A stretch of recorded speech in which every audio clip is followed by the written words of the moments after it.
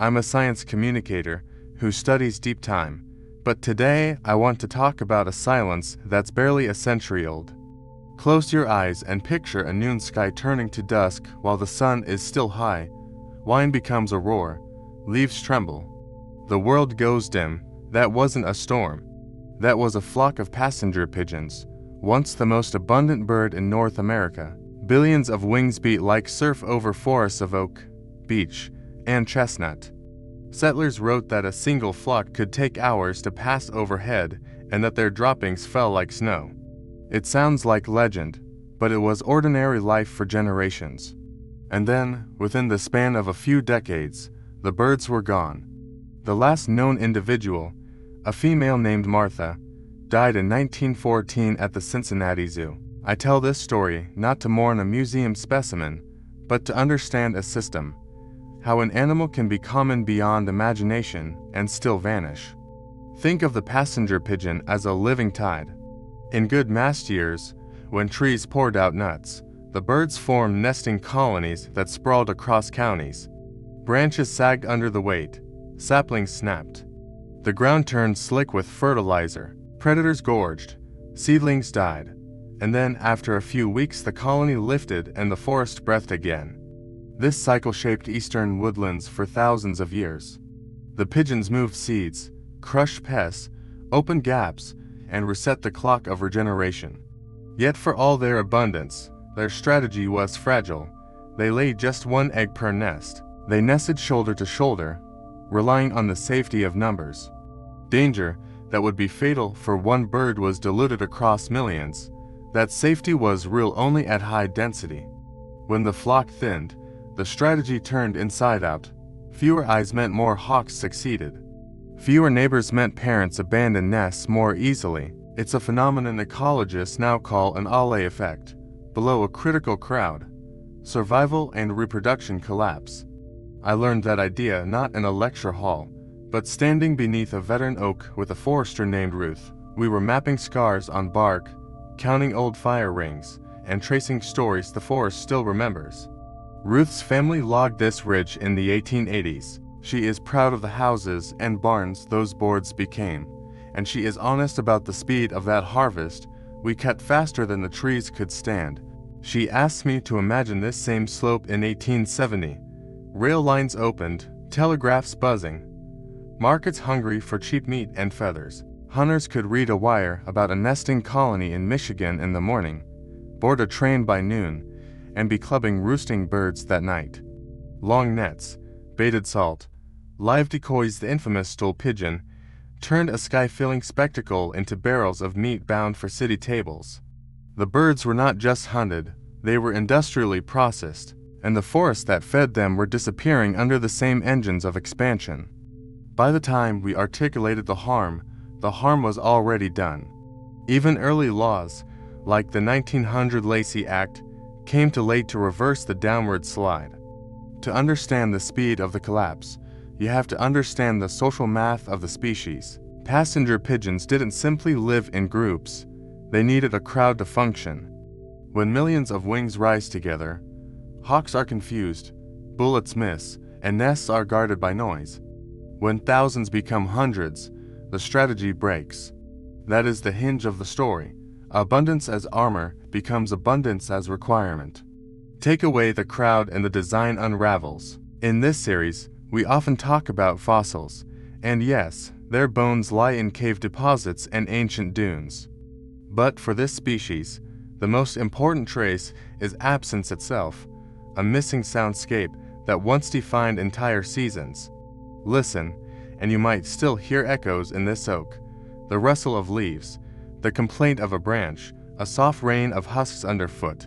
Those are ordinary noises now. Not long ago, they were the background to a living storm. Hold that scene in your mind, because understanding what these birds were is the first step toward understanding how we lost them and what that loss still means for the forests that remain. On the table beside Ruth's maps, an artist named Noah sketched what our words could not carry. He drew the flock as a living river, the edges ragged like torn cloth, the center so dense that individual birds disappeared into texture. He shaded the light falling in stripes through wings, and suddenly I understood why so many witnesses reached for poetry. Noah is not romantic about loss. He paints to make the past legible. He asked a question that stings me. If you had stood here in 1850, would you have believed this could end? Imagine a camp of Lenape or Haudenosaunee for whom the birds were food, story, and signal. They harvested, reading the woods, moving with seasons and leaving room for return. What changed was speed, scale, and the belief a common thing cannot be broken. Keep that. When I first learned the numbers, I didn't believe them. Estimates put the original population at 3 to 5 billion birds, roughly 1 in every 4 birds on the continent. It sounds impossible until you hold an old ledger. Ruth keeps one from a rail town where her great-grandfather shipped barrels of dressed pigeons every week during the spring flights. In tidy script are the tools of disappearance: dates, weights, prices, destinations. You can trace the season like a heartbeat. The telegraph reported where the birds gathered. Trains delivered people and ammunition. Newspapers printed schedules for the hunt.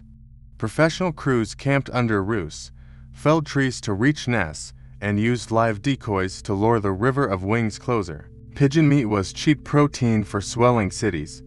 Feather stuffed pillows. Even the bones were sold for fertilizer. Many people hunted for family tables, and it's tempting to pin blame on them. But the gears that ground hardest were industrial, markets that turned millions of lives into inventory.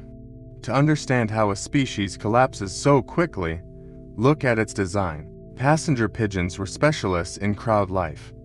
They located food together, decided where to nest together, even timed their breeding to the flood of mast. A single egg per nest doesn't sound like a problem when there are birds beyond counting. Yet that low output requires safety in numbers. It is not just a statistic, it is the strategy. Imagine a lake that only holds water because the stream rushing in is huge. Narrow the stream, and the basin empties faster than you think. That's what the Allais effect does. Below a certain density, predators enjoy a bonanza.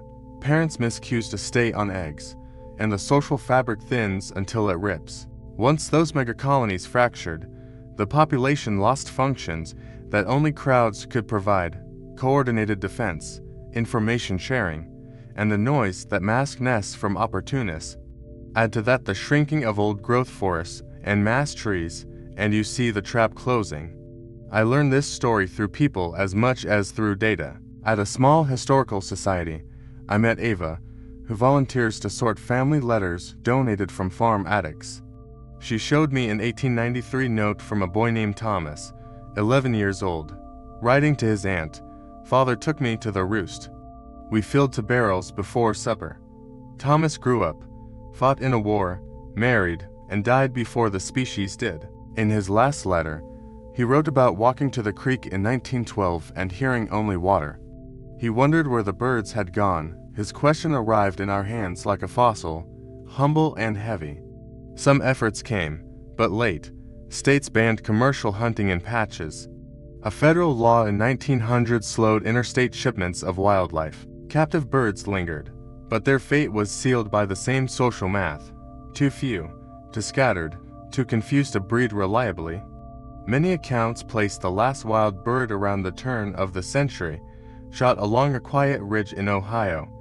After that, a handful of captives lived out their days in collections and zoos, dwindling like a candle under glass. I don't tell you this to assign permanent guilt to people who lived by the knowledge and tools of their time. I tell you because every generation inherits a story about what is plentiful and what is precious, and because those stories can be wrong. In 1914, visitors filed past a single cage to see the end of an era. Martha, small and draped to a casual eye, carried the weight of a vanished ocean of life. Children paid a penny to look. Some wrote their names on the railing. The waiters carved initials in a tree to say, "I was here." And yet, if you listen between the lines, another truth emerges. People also felt love. They saved skins for museums. They wrote petitions. They argued for laws. Those gestures did not save the pigeons, but they seeded a movement that would later rescue other species from the edge. When we talk about extinction, we often imagine deep time told, slow losses recorded in stone. This was different. This was a modern extinction, accelerated by wires, rails, markets, and a subtle flaw in a successful life strategy. It is a case study in how abundance can mask vulnerability, and how speed can outrun remorse. If this were only a eulogy, we could close the book here, but a eulogy changes nothing. The useful question is what the pigeons still teach us about the present sky and the forests under it. Evidence remains if you know where to look. In pond mud near former roosts, we find nutrient spikes, tiny time capsules of guano and trampled leaves. Tree rings widen the year after a colony departs, when light and nitrogen flood the understory. Newspaper routes and freight receipts sketch the map of a shrinking range. Taken together, they show three braided forces: industrial hunting magnifying rumors into raids, logging thinning mast and shelter, and the Allais effect turning rarity into failure. Pattern seen. Now, lessons live in the details, but they also live in feelings. When I bring students to this ridge, I ask them to name what they notice first. Some say the quiet, some the wind, some the way the light breaks on leaves. Then I tell them about skies that once moved, and you can see their faces tilt toward an absence they didn't know they were missing. This is the most powerful tool we have, imagination disciplined by evidence. It lets us travel, in mind, to a world that existed here not long ago, and to ask better questions about our own. What does the passenger pigeon teach? First, that abundance is not a shield. Common species are infrastructure. When they fail, we feel it in food webs, in nutrients, in the very sound of places. Second, that social life can be a strength and a weakness at once. Many animals, from prairie chickens to sardines, depend on crowds for cues and safety. When we fragment those crowds, we can push a system over a cliff even before the numbers look small on paper. Third, that speed is the modern hazard. Technology multiplies our reach. Markets amplify a rumor into a stampede. So what do we do with a lesson we learned a century too late for the pigeons? We apply it forward. We protect and restore the forests that still mast, not only because old oaks are beautiful, but because their cycles feed entire communities of wildlife. We set limits on harvests that target congregations, because the very behavior that makes those events spectacular also makes them fragile. We plan for booms and busts, because natural pulse is normal and management should ride the waves, not iron them flat. And we build stories that expand empathy beyond rarity. Charismatic, uncommon species deserve care, but so does the ordinary life that does most of the work. In conservation, memory matters. The Endangered Species Act, like my Troy bird treaties, and wetland protections exist because people stared at an empty sky and said never again. Those tools saved peregrines, pelicans, whooping cranes, sea otters, and more. Not by magic, but by rules, habitat, monitoring, and the stubborn belief that a wild future is worth time and money. Some ask, should we bring the passenger pigeon back? There are projects exploring whether gene editing could blend traits of a close relative, the band-tailed pigeon, into something like the original. I welcome bold ideas, and I add caution. Even if we could recreate a body, we would still need the culture of the crowd and the stage it evolved to play upon. Vast, mass-rich forests and the freedom to move in continental pulses. Extinction may someday teach us new tools, but it can't be a substitute for protecting the living systems we have. If we want skies to fill and rivers to run wild with life, we don't need ghosts. We need to care for the neighbors still here. Let me end with a small scene. Noah, the artist, finished his drawing while Ruth and I talked through tree rings and rail schedules. He added a last swipe of graphite, then took an eraser and carved a window of bright white through the cloud of wings. The eye needs a rest, he said. The space looked like sunlight cutting through a storm. To me it looked like 1914, a hole where a species used to be. Ruth rolled up the map, and we stood listening to the wind make a thin ocean in the leaves. Down in the valley, a school bell rang. A dog barked, a vulture tilted into an updraft. All of it, ordinary. All of it, sacred. I asked the students to take out their phones and record 30 seconds of sound. That's your control, I told them. When you come back here next year, listen again. If it's louder with life, good. If it's thinner, ask why. Small act scale. Plant a tree that will mast. Leave a snag for woodpeckers. Support laws that defend migratory corridors. Buy from fisheries and foresters that manage for tomorrow. Donate time to a local bird count so that numbers on a page can catch a change before it runs away. Teach children to look up for the everyday flocks, not just the rare visitor. We talk about dinosaurs and deep time on this channel because they reveal how life copes with upheaval. The passenger pigeon adds a different lesson, how quickly abundance can turn to absence when we confuse common with safe. I want you to leave this video with two pictures layered in your mind. Above, a living storm of wings that once turned noon to dusk. Below, the quiet forest that remains, still capable of wonder, still capable of recovery if we give it room. Hold both at once. Let the tension between them sharpen your attention. Let it shape your choices at home, at work, and when you vote. The skies darkened by wings will not return in our lifetimes. But the courage to notice, to care, and to act can fill a life with purpose right now. Look up, listen hard, and help make sure that the next generation inherits more than a story about what we lost. Let them inherit the sound of a world kept alive by choices we made together.